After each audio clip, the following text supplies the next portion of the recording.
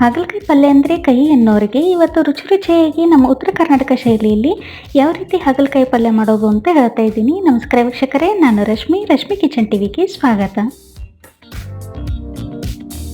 ಇಬ್ಬರಿಗಾಗುವಷ್ಟು ಪಲ್ಯ ಮಾಡಲಿಕ್ಕೆ 2 ಹಾಗಲಕಾಯಿಯನ್ನು ಮುಳುಗುವಷ್ಟು ನೀರನ್ನು ಹಾಕಿಬಿಟ್ಟು ಅದಕ್ಕೆ ಅರ್ಧ ಚಮಚದಷ್ಟು ಉಪ್ಪು ಮತ್ತು ಅಡುಗೆ ಸೋಡನ್ನು ಹಾಕಿ 10 ನಿಮಿಷಗಳ ಕಾಲ ನೀರಲ್ಲಿ ನೆನೆಯೋದಕ್ಕೆ ಇಡಬೇಕು.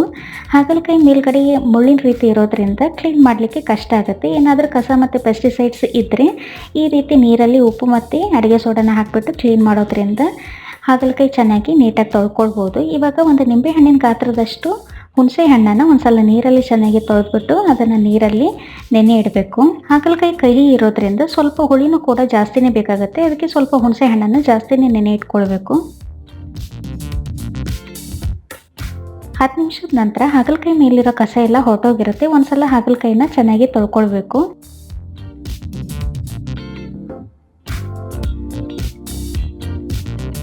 ಹಾಗಲಕಾಯಿ ಏನಾದರೂ ರೊಟ್ಟಿ ಜೊತೆ ತಿನ್ನಬೇಕು ಅಂದರೆ ಅದನ್ನು ಚಿಪ್ಸ್ ರೀತಿಯಲ್ಲಿ ಗುಂಡಾಗಿ ಕಟ್ ಮಾಡ್ಕೊಳ್ಬೋದು. ಆದರೆ ಇಲ್ಲಿ ಪಲ್ಯ ಮಾಡ್ತಿರೋದ್ರಿಂದ ಬೇಗ ಆಗಲಿಕ್ಕೆ ಈ ರೀತಿ ಹಾಗಲಕಾಯಿನ ಉದ್ದುದ್ದಾಗಿ ಕಟ್ ಮಾಡಿಬಿಟ್ಟು ಒಂದು ಸ್ಪೂನಿಂದ ಎಲ್ಲ ಬೀಜಗಳನ್ನ ಈ ರೀತಿ ಬೇಗನೆ ಬಿಡಿಸ್ಕೊಳ್ಬೋದು.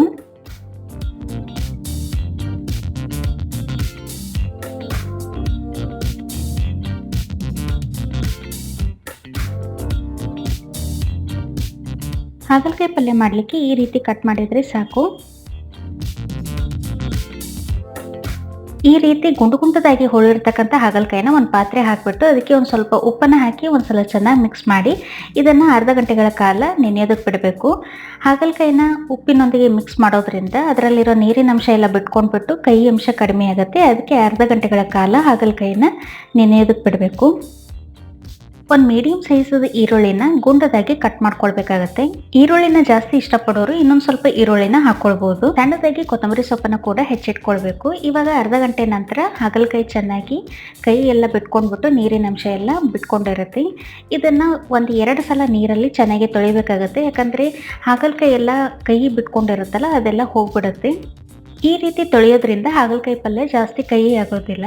ಹಾಗಲಕಾಯಿ ಪಲ್ಯ ಮಾಡಲಿಕ್ಕೆ ಸ್ವಲ್ಪ ಲೆಂದಿ ಆಗ್ಬೋದು, ಆದರೆ ಈ ರೀತಿ ಎಲ್ಲ ಸ್ಟೆಪ್ಸ್ ಫಾಲೋ ಮಾಡಿದರೆ ಸ್ವಲ್ಪನೂ ಕೂಡ ಕಹಿ ಆಗದೆ ತುಂಬಾ ಟೇಸ್ಟಿಯಾಗಿ ಹಾಗಲಕಾಯಿ ಪಲ್ಯನ ರೆಡಿ ಮಾಡ್ಕೊಳ್ಬೋದು. ಇವಾಗ ತೊಳೆದಿರ್ತಕ್ಕಂಥ ಹಾಗಲಕಾಯಿನ ಒಂದು ಪಾತ್ರೆಗೆ ಹಾಕಿಬಿಟ್ಟು ನೀರು ಹೊರಟೋಗೋವರೆಗೂ ಹಾಗೆಯೇ ಹುರ್ಕೊಳ್ಬೇಕಾಗತ್ತೆ. ಆ ನಂತರ ಎಣ್ಣೆನ ಹಾಕಿಬಿಟ್ಟು ಹಾಗಲಕಾಯಿನ ಕಂದು ಬಣ್ಣ ಬರೋವರೆಗೂ ಹುರ್ಕೊಳ್ಬೇಕು. ಮೀಡಿಯಂ ಫ್ಲೇಮಲ್ಲಿ, ಯಾವುದೇ ಕಾರಣಕ್ಕೂ ಹೈ ಫ್ಲೇಮ್ ಇಡೋದಕ್ಕೆ ಹೋಗಬಾರ್ದು. ತೊಳೆದಿರ್ತಕ್ಕಂಥ ಹಾಗಲಕಾಯಿನ ಒಂದು ಕಾಟನ್ ಬಟ್ಟೆ ಮೇಲೆ ಹಾಕಿಬಿಟ್ಟು ಅದನ್ನು ಒರೆಸಿನೂ ಕೂಡ ಹಾಗಲಕಾಯಿನ ಹುರ್ಕೊಳ್ಬೋದು.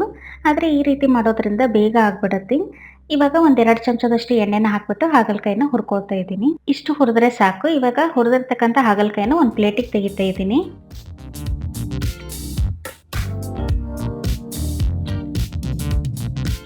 ಇವಾಗ ಅದೇ ಪಾತ್ರೆಗೆ 2 ಚಮಚದಷ್ಟು ಎಣ್ಣೆನ ಹಾಕಿದ್ದೀನಿ. ಎಣ್ಣೆ ಕಾದ ನಂತರ ಸ್ವಲ್ಪ ಸಾಸಿವೆ, ಆ ನಂತರ ಜೀರಿಗೆ. ಸಾಸಿವೆ ಚೆನ್ನಾಗಿ ಸಿಡಿದ ನಂತರ ಹೆಚ್ಚಿಟ್ಟಿರ್ತಕ್ಕಂಥ ಈರುಳ್ಳಿನ ಹಾಕ್ಬಿಟ್ಟು ಒಂದು ಸ್ವಲ್ಪ ಫ್ರೈ ಮಾಡ್ಕೊಳ್ಬೇಕು.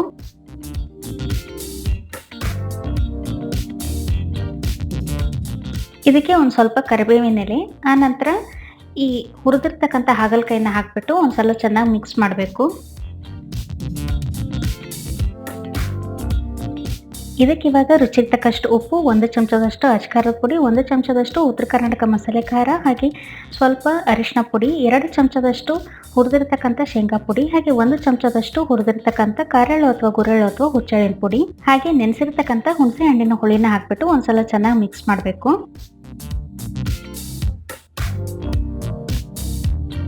ಹುಣಸೆ ಹಣ್ಣಿನ ಹುಳಿನ ಒಂದು ಸ್ವಲ್ಪ ನೋಡಿಬಿಟ್ಟು ಹಾಕ್ಕೊಳ್ಬೋದು ಎಷ್ಟು ಬೇಕು ಅಂತ.